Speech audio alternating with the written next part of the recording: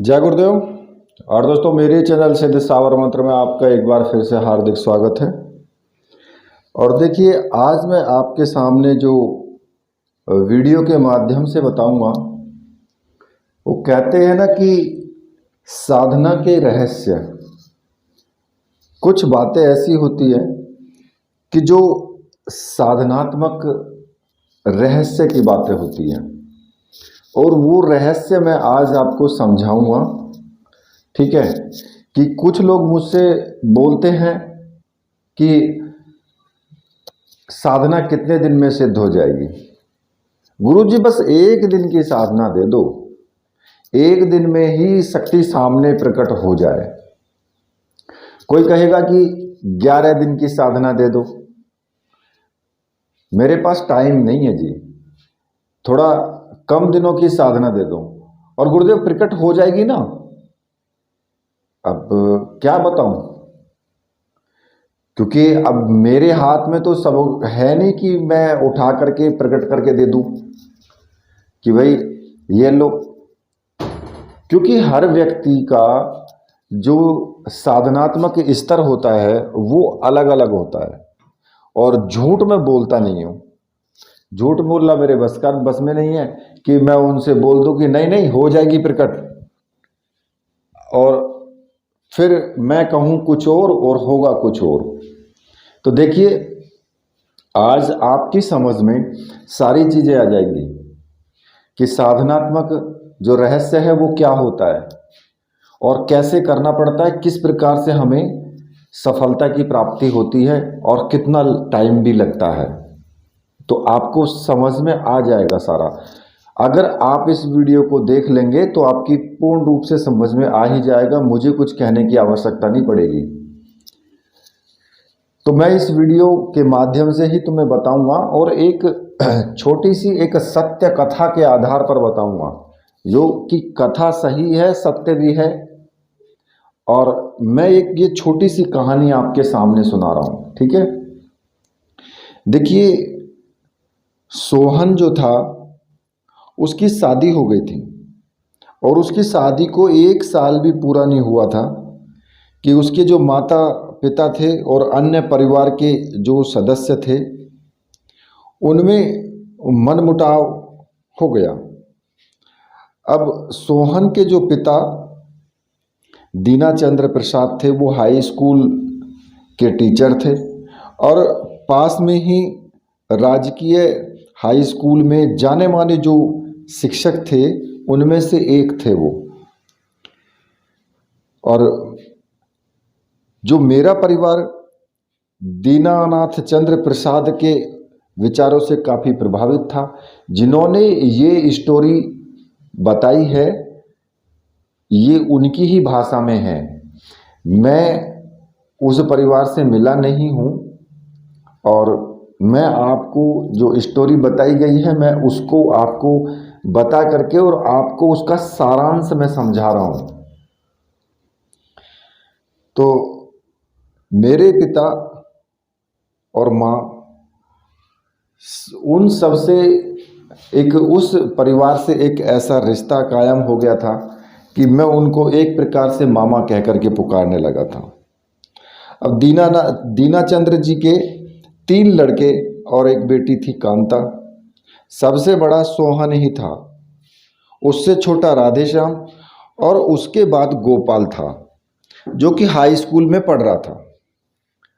और मेरे पिता जो थे वो एक सरकारी बैंक में क्लर्क के पद पर थे, इसलिए उन्होंने कई बार सोहन को बैंक से लोन लेने के लिए और सरकारी नौकरी का प्रयास करने के लिए कहा भी था। सोहन की माँ जो थी वो धार्मिक विचारों की महिला थी, वह रोज पूजा पाठ किया करती थी। सोहन की जो पत्नी थी उर्मिला भी सास को देख करके पूजा पाठ करने में लग गई थी। राधेश्याम 1 नंबर का फटीचर लड़का था, मारपीट करना, इधर का उधर सामान करना, उल्टे सीधे काम करने में पूरा वो माहिर था। इस कारण कई बार जो पास का ही जो थाना था उसकी पुलिस भी उसे पकड़ करके ले गई थी, पर फिर भी वो अपनी आदत से मजबूरी था, जिसकी वजह से घर में गाली गलौज होता ही रहता था। अब उन लोगों के झगड़ों को देख करके राधे श्याम को नेक रास्ते पर चलने के लिए कई बार मैं समझा चुका था, फिर भी वह अपनी आदत नहीं छोड़ना चाहता था। उसके मुख से एक ही वाक्य निकलता था, ये जिंदगी 4 दिनों की मेहमान है और अभी तो उम्र ही क्या हुई है, मुश्किल से 20 वर्ष। जब दुनिया में आया हूं तो सभी काम करके अनुभव पालूं, ताकि मरने के बाद अफसोस ना रहे। यह समय खाते पीते मौज मस्ती से गुजारो, कोई शोक दुख आने मत दो, कोई मर जाए तो आंसू मत बहाओ, क्योंकि इस पृथ्वी पर 3 समय निश्चित रूप से आते हैं, जन्म, जवानी और मृत्यु। फिर इनसे डरना कैसा। ये विचार थे राधेश्याम के। अब मेरे कमरे से ही सटा हुआ जो कमरा था वो सोहन का था। सोहन सरकारी नौकरी पर कई प्रतियोगी परीक्षाएं दे चुका था, पर उसके सफलता हाथ नहीं लगी। अब सोहन की माँ उसकी असफलताओं को देख करके उस पर गरजने लगती थी। अक्सर होता है कि अगर आपको कहीं नौकरी नहीं मिलती, कहीं काम नहीं करते हो, तो माँ हो या बाप हो, कुछ ना कुछ वो उल्टा सीधा कहना शुरू ही कर देते हैं। पर वह अब भी प्रतियोगी परीक्षाओं में पास होने का हौसला रखता था। इस संबंध में उसने माँ को कई बार समझाने की कोशिश की। उसकी पत्नी जो उर्मिला थी वो भी एक शिक्षित नारी थी, इसलिए अपने पति का पक्ष लेकर के सास को समझाने की कोशिश करती, पर उल्टे उसे डांट ही खानी पड़ती फिर उसकी। अब सोहन जो एक बेरोजगार युवक था और अपने पति की बेरोजगारी के कारण बातें सुनने पर उर्मिला बेबस हो जाती थी। होता भी है कि जब पति कुछ ना करता हो तो उसकी पत्नी को सुनना ही पड़ता है और बेचारी क्या करे, चुप बैठ जाती है। लेकिन उर्मिला जो थी वो खुद भी 12वीं पास थी और सोहन जो था वो स्नातक था। उसकी माँ चाहती थी कि सोहन कोई व्यापार करे, किंतु सोहन किसी भी तरह के व्यापार से साफ इनकार कर चुका था। और जो पिता थे दीनाचंद्र, जब भी सोहन की माँ को समझाने का प्रयास करते तो उन दोनों में भी तू मैं होना तो निश्चित ही था। फिर एक रोज मैंने भी उनकी माँ को समझाना चाहा, पर फटकार सुनने को मुझे भी मिली। उनकी बड़ी बड़ी आंखें देख करके आगे बोलने की हिम्मत ही नहीं होती थी। तो ये दोपहर का करीब समय था और गर्मी का मौसम था। धूप भी तेज रुक रुक कर हवा चल रही थी।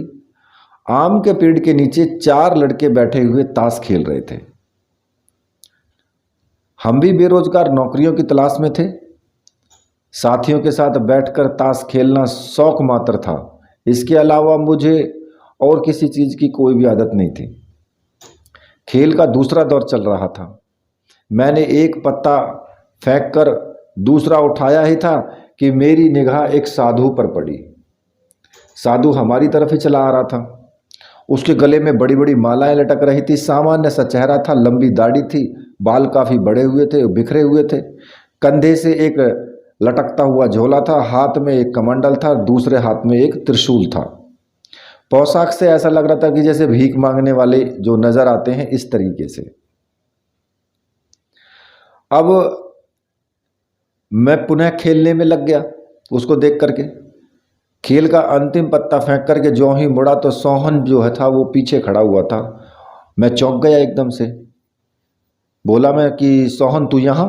सोहन इससे पहले कुछ कहता, इससे पहले ही पास आता साधु बोल पड़ा, बच्चा मुझे जोरों की प्यास लगी है, पानी का प्रबंध कर दोगे। यहाँ आसपास पानी की व्यवस्था नहीं थी। मेरा घर मुश्किल से 20 कदम की दूरी पर था। सोहन कुछ उत्तेजित सा हुआ और कुछ कहना चाहता था, लेकिन मौन निगाहों से कभी वो मुझे देख लेता और कभी साधु की तरफ देखता। मैंने उससे प्रेम पूर्वक चलने का इशारा कर साधु से कहा कि यहाँ तो पानी नहीं है, पर आइए मेरे साथ। मैं उन्हें लेकर अपने घर की तरफ चल पड़ा। रास्ते में सोहन ने कहा, सुबोध आज फिर माँ ने मुझे भला बुरा कहा है, मन तो करता है कि घर छोड़कर कहीं भाग जाऊं। तो इससे पहले कि मैं बोलता उससे पहले ही साधु ने हस्तक्षेप कर दिया। बोले कि नहीं बेटा, माता पिता तो साक्षात भगवान होते हैं, यह सारा संसारी कष्टों का माया जाल है। ये तो कष्टों का सामना तो सभी को करना पड़ता है, वह चाहे राजा हो या रंक हो। बाबा, इसका नाम सोहन है और ये पहले कई महीनों से सरकारी नौकरी के लिए प्रतियोगी परीक्षाओं में बैठ रहा है, पर इसको सफलता नहीं मिली। मैंने सोहन का पक्ष रखते हुए कहा फिर तो साधु ने सोहन के हाथ की रेखाओं को पल भर में देखा और कहा कि तुम अपना संघर्ष जारी रखो, तुम्हें नौकरी अवश्य मिलेगी। इतना कहकर उसने अपनी आंखें बंद कर ली। थोड़ी देर बाद उसने फिर कहना शुरू किया, देख बच्चा, तुझे जल्दी ही प्रथम श्रेणी की नौकरी मिलने वाली है। तुम्हारी पत्नी जो कि भावना से बहुत ही सुशील है, उसे भी सरकारी नौकरी मिलने की संभावना है। लेकिन बाबा, हमें बताने की जरूरत नहीं है। बाबा बोले, जो कुछ तुम कहना चाहते हो, इस समय तुम्हारे घर में क्या हो रहा है यह मैं अच्छी तरह जानता हूँ, और तुम्हारे दिमाग में किसकी चिंता व्याप्त है यह भी मैं जानता हूँ। तुम्हारे पिता कहाँ और क्या करते हैं यह भी मैं जानता हूँ। तुम्हारे ऊपर कुछ ग्रहों का दूषित प्रभाव पड़ रहा है और तुम्हारी पत्नी के भी ग्रहों की दिशा अच्छी नहीं है। मैं तुम्हें एक साधना दूंगा जिसके माध्यम से तुम देखना तुम्हारे जीवन में अचानक परिवर्तन आते हैं। हम उनकी बातों को ध्यान से सुन रहे थे। अब तक हम घर के दरवाजे पर पहुंच चुके थे। मुझे इस बात का आश्चर्य था कि बिना देखे ही इसे कैसे मालूम कि इस वक्त किसी के घर में क्या हो रहा है। इससे पहले मैं कुछ कहता कि मेरी निगाहें अंदर बैठे हुए राधे श्याम से जा टकराईं। अंदर तो राधे श्याम बैठा हुआ था। मैं खामोश हो गया। साधु से प्रेम पूर्वक मैंने कहा, आप बैठक खाने में बैठिए, मैं पानी लेकर आता हूँ। साधु बोला, नहीं बेटे, हम किसी के घर में प्रवेश नहीं करते, तुम जाकर पानी का प्रबंध करो। मैं उनका आदेश पाकर अपने घर में दाखिल हुआ और एक गिलास और एक जग लेकर के वापस दरवाजे पर आया तो देखा कि साधु जो है वो सोहन से कुछ कह रहा था। उसने क्या कहा यह मैं नहीं सुन पाया। मैंने पास आकर पानी का गिलास दिया और जब उसने भरपेट पानी पी लिया तो मैंने भी अपनी तकलीफ़ें सुनाई। उसने झोले से एक फूल निकाल करके मुझे और दूसरा फूल सोहन को देते हुए कहा कि बेटे, इसे हमेशा अपने पास रखना, तुम्हारी सारी समस्याओं का निदान बहुत जल्द होगा। तुम आज से साधना का चमत्कार देखना और बताए हुए क्रम को प्रतिदिन करते रहना। बाबा, और मेरा क्या होगा? मैंने हस्तक्षेप करके पूछा। बेटा, दुनिया चिंताशील है, इस दुनिया में कोई भी ऐसा व्यक्ति नहीं है जो चिंतित ना हो, और तुम्हारा मन जो है वो इधर पढ़ाई में कम लगाकर बातें करने में अधिक लगता है। तुम्हें भी सरकारी नौकरी मिलेगी, मगर इसके लिए तुम्हें यह गांव छोड़कर शहर जाना होगा, तभी तुम सफल हो पाओगे। लेकिन तुम जहां भी रहना, एक मंत्र तुम्हें देता हूं, प्रातःकाल स्नान करके पूर्व दिशा की ओर मुख करके आसन पर बैठ जाना, चाहे कैसा भी आसन हो, और साथ में ही बिना टूटे हुए चावल 108 दाने वो रख लेना, और फिर मंत्र पढ़ते हुए एक चावल का दाना अलग बर्तन में रखते जाना। इस प्रकार 108 बार मंत्र पढ़ना और वो 108 दाने अलग बर्तन में, किसी भी बर्तन में उनको रख लेना। अब जो मंत्र बताया था वो मैं भी आपको बता देता हूँ। ओम ह्रीम सूर्याय नमः। ये मंत्र पूरब दिशा की ओर बैठ करके 108 बार पढ़ते जाओ, चावल के दाने एक एक करके डालते जाओ तो 108 बार पूरा हो जाएगा, चावल के दाने कटोरी में आ जाएंगे। और जब मंत्र जाप पूरा हो जाए तो सभी दानों को अपने पूरे घर में छिड़क दो, जितने भी वो दाने या 108 पूरे घर में बिखेर दो उनको। लेकिन एक बात ध्यान रखना, मंत्र जाप का एक भी दाना किसी को मत देना, कि आप किसी को एक भी दाना दे दो, दाना मत देना किसी को भी जो मंत्र जाप तुमने किया है, और ये कार्य आप प्रतिदिन करते जाना। अब इतना कह करके वो साधु चला गया। मुझे उस पर विश्वास नहीं हो पाया था, इसलिए मैंने नज़रअंदाज कर दिया और पहले की तरह ही रहने लगा। लेकिन सोहन और उसकी पत्नी दोनों मिलकर प्रतिदिन उस साधु की बताई हुई साधना को करने लगे। 2 दिन भी नहीं बीते कि उसकी माँ का विचार बदल गया। मैं भी महसूस कर रहा था कि उस फूल को रखने के बाद से मेरा मन भी हमेशा प्रसन्न रहने लगा, पढ़ाई में भी ज़्यादा ध्यान लगने लगा। फिर भी मैं लापरवाही था। सोहन के घर का वातावरण पूरी तरह बदल गया। आपसी मतभेद, रोज की झंझटें, पता नहीं कहाँ चली गई वो। उन्हें मंत्र जाप करते हुए मुश्किल से 3 महीने बीते थे कि एक रोज डाकिया आया और मैंने उस पर कोई विशेष ध्यान नहीं दिया।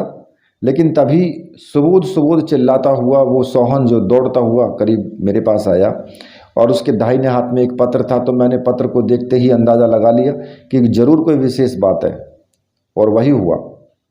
उसने पत्र मुझे थमा दिया और खुशी के मारे पागल हुआ जा रहा था। पत्र पढ़ा तो पता चला कि ज्वाइनिंग लेटर था क्षेत्रीय ग्रामीण बैंक मैनेजर का। मैं साधना शक्ति का चमत्कार देखकर दंग रह गया। उसी रोज से मैंने भी साधना करने की ठान ली और शहर जाने की तैयारी करने लगा। तो देखिए, मैं आपको एक बात यहां बता देता हूं कि पहली बात तो ये कि साधना लगातार करते हुए 3 महीने बीत गए। 11 दिन, 1 दिन, 5 दिन इतने नहीं बीते, पूरे 3 महीने बीत गए। तब उन्हें जाकर के उस साधना का फल प्राप्त हुआ।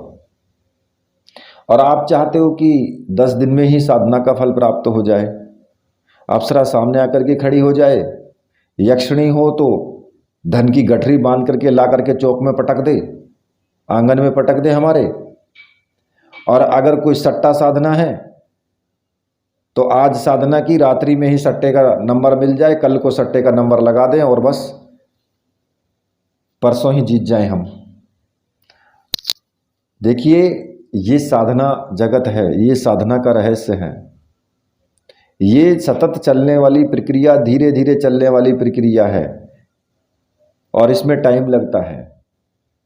इसमें ऐसा नहीं होता कि आपने पैरासीटामोल खाई और बुखार की गोली और बुखार उतर गया 2 घंटे में, ऐसा नहीं होता। ये साधनाओं में आपको जो लाभ मिलता है वो थोड़े अंतराल के बाद में मिलता है। साधना आपने आज की, पता लगा 6 महीने के अंदर अंदर लाभ मिलेगा उसका। और साधना करके आप हट गए और अगर आपको 15 दिन में अगर कुछ नहीं मिला तो गुरु जी को बैठे बैठे गालियां दोगे कि आया है भगत बन के एक, पता नहीं कहाँ से गुरु बन करके आकर के बैठ गया और आता कुछ है नहीं। हमने साधना कर ली, हमें कुछ पता ही नहीं चला, ना कोई अनुभव हुआ और हमारे तो पैसे भी चले गए, बर्बाद हो गए हम तो। जबकि साधना आपने कर ली, साधना का फल भी आपको मिलने वाला है, लेकिन वो टाइम लगेगा उसमें।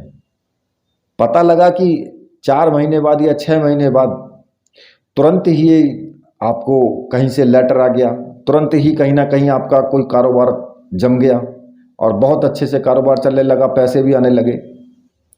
वो पता है उस वक्त क्या कहोगे? उस वक्त कहोगे कि ये मैंने मेहनत की है, ये मेरी मेहनत का फल। अरे जो साधना की थी वो तो 6 महीने पहले की थी, अभी क्या है?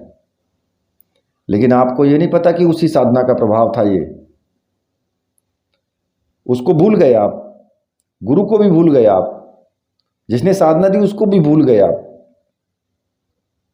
हुआ क्या? आपने बातचीत करना बंद कर दिया। अरे छोड़ो, उनके पास कुछ नहीं है, सब बकवास है। अब वही स्थिति बनती है कि आप साधना करते हैं तो साधना में ऐसा नहीं है कि आपको तुरंत ही प्रभाव मिल जाएगा उसका।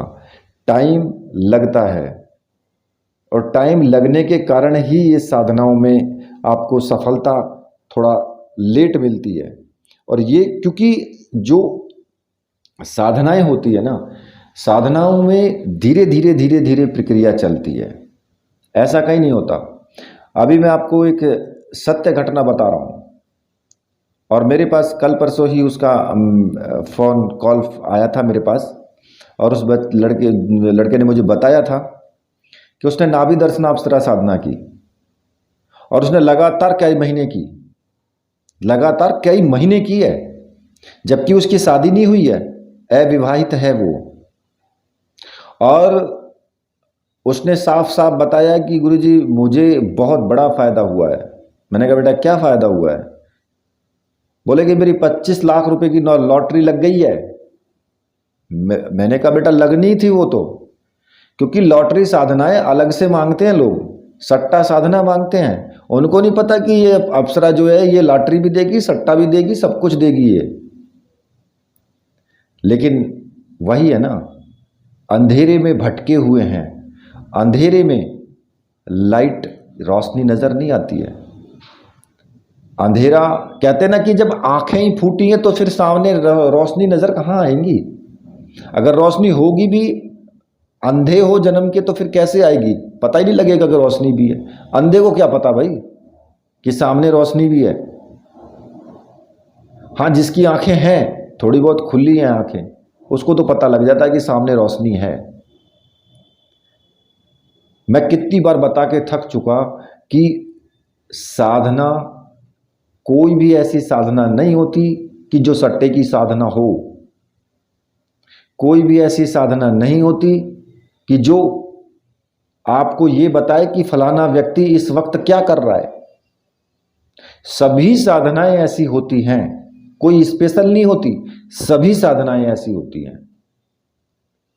आप अगर भैरव की साधना करो, हनुमान जी की साधना करो, यक्षिणी की साधना करो, योगिनी की करो, या फिर आप अप्सरा की करो, या फिर नायिका करो, कुछ भी करो साधना, एक साधना को पकड़िए और उसको पकड़ के और उसका दामन छोड़िए मत, जब तक कि वो ना आ जाए, जब तक आपको पूर्ण रूप से आपकी तरफ ना आ जाए, आपको सिद्धि प्रदान ना कर दे, छोड़ो ही मत उसका पीछा। देखो भला कैसे नहीं होती सिद्ध। लेकिन धैर्य तो है ही नहीं। अब ये कहोगे कि जी सट्टे की, अरे भाई सट्टा की साधना या लॉटरी का नंबर, सारी साधनाएं बताती हैं। सारी साधनाएं ये भी बताती हैं कि फलाना व्यक्ति फलानी जगह कर रहा है, बशर्ते कि साधना को करने वाला होना चाहिए, साधना को प्रत्यक्ष करने वाला हो या साधना में सिद्धि प्राप्त करने वाला हो। और साधना में सिद्धि प्राप्त कब होती है? जब आपके आचरण सही होंगे, जब आपके व्यवहार सही होगा, जब आप अंदर से निर्मल हो जाओगे, अंदर के जो द्वेष भावना, ईर्ष्या, ये सब चीजें अंदर से आपके खत्म हो जाएंगी, एक साधु के रूप में आ जाओगे ना, तब साधनाएं सिद्ध होती हैं। चाहे भले ही गृहस्थी जीवन में रहो, लेकिन अंदर तुम्हारे साधु जीवन होना चाहिए, तब साधना सिद्ध होती है। 5 दिन 1 दिन करने से साधना सिद्ध नहीं होती, तो भटकते फिरे जाओगे। पूरे यूट्यूब पर हांड लो और घूम लो, कुछ भी अगर मिल जाए, गारंटी है नहीं मिलेगा कहीं भी कुछ भी। पता नहीं कितने लोग 10-10, 20-20 हजार रुपए, 50-50 हजार रुपए दे करके और चुप पा करके बैठ गए, गुरुदेव लुट गए हम तो। क्या मिला? कुछ नहीं मिला, मिलेगा भी नहीं। कहां से मिलेगा?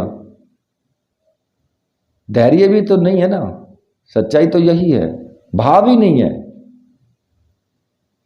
और मैंने आज ना ये इस वीडियो में खरी खरी बोली है। अब आपकी जो सुनने की क्षमता है तो सुनिए, खरी खरी बोल रहा हूं मैं, ये कोई लगा चिपटी नहीं कर रहा हूं, बिल्कुल खरा खरा जवाब है मेरा। साधना आप भले ही मेरे पास से साधना की सामग्री लेकर के करते हो, लेकिन अगर आपको साफ सफलता नहीं मिलती ना, तो उसमें आपकी कमी है, कहीं ना कहीं कमी है आपकी। ऐसा हो ही नहीं सकता कि आपने, अगर कई बार क्या होता है कि मंत्र जाप किया, मंत्र जाप में आपने मंत्र का उच्चारण किया, पता लगा कि मंत्र में घिचपिट कर दी, तेजी के साथ मंत्र जाप किया, इतना तेजी के साथ किया कि उच्चारण ही समझ में नहीं आया क्या क्या बोल दिया। ऐसे साधना सिद्ध होगी क्या? कुछ भी नहीं होगा। अरे चूहे का बच्चा तो आएगा ही नहीं। अप्सरा या किसी और की तो बात ही छोड़ दो, वो भी आकर के तुम्हारी साधना में दुम नहीं लाएगा बिल्कुल भी। अब साधना बैठ के यहां कर रहे हो, मन जा रहा है कहीं बाहर दूसरी जगह। साधना में बोला है कि आचरण अपना सही रखो, पता लग रहा है कि उस पर मोबाइल पे देख रहे हैं फिल्में, तो फिर क्या होगा? साधना सिद्ध होगी, फिर क्या होगा? गुरुजी साधना में तो कुछ हुआ ही नहीं, अनुभव तो हो ही नहीं रहे, कुछ आया ही नहीं साधना में, तो साधना तो मैंने पूरी कर ली। भाई वाह, वाह रे मेरे अर्जुनों, क्या साधना सिद्ध की है। मैं कहता हूं कि आप अगर भाव से करके देखो ना, भाव से, सिर्फ केवल भाव होना चाहिए तुम्हारा, ठीक है? साधना सामग्री हो और तुम्हारा भाव हो। मैं कहता हूं कि तुम 10 दिन करके देखो, अगर 10 दिन के अंदर तुम्हारा बिस्तरा ना हिल जाए तो मुझे कहना तुम। और अप्सरा साधना में तो आप सिर्फ बिना मंत्र जाप मत करो, केवल यूट्यूब पर वीडियो ही सुनते रहो अप्सरा अप्सरा की खाली, और फिर आप देख लेना कि रात में अगर तुम्हें ना दिखाई दे तो मुझे बता देना कि गुरुदेव मुझे दिखाई नहीं दे रही है, मुझे कोई लड़की दिखाई नहीं दी, या कुछ और लड़कियों के बारे में कहीं ना कुछ मैटर आपको जरूर मिल जाएगा। और बहुत से तो मैंने यूट्यूब पर डाले भी हैं, जो वीडियो में डाला है, अनुभव डाला है कि उसने बेचारे ने एक दिन मंत्र जाप नहीं किया, केवल वो अंदर से उसका हृदय, उसका जो था वो इतना अप्सरा से लग चुका था कि वो हर वक्त अप्सरा के बारे में चिंतन रखता था। अप्सरा उसके आंगन में खड़ी थी, रात में उसको बुला रही थी कि आजा, सब बिल्कुल एकदम क्लियर खड़ी थी, जैसे एक स्त्री खड़ी होती है, स्त्री के रूप में उसने देखी खड़ी हुई। फिर क्या है ये? उसकी भावना ही तो है। और आप कहते हो जी अप्सरा का हमने खूब मंत्र जाप कर लिया। अरे मंत्र जाप तो किया, भाव तो नहीं था। जब तक भाव नहीं होगा चाहे लाखों मंत्र जाप कर लो, कुछ भी नहीं होने वाला है। खैर, बहुत कुछ मैंने बताया है आपको, अगर अब भी आपकी समझ में नहीं आया तो भाई पूरे यूट्यूब पर क्या, पूरे हिंदुस्तान क्या, पूरे वर्ल्ड में तुम्हें कोई नहीं समझा पाएगा। फिर इसी के साथ बोलिए मेरे साथ में, बोलिए वीर बजरंगबली हनुमान जी महाराज की जय, बोलिए मेरे परमहंस गुरुदेव की जय।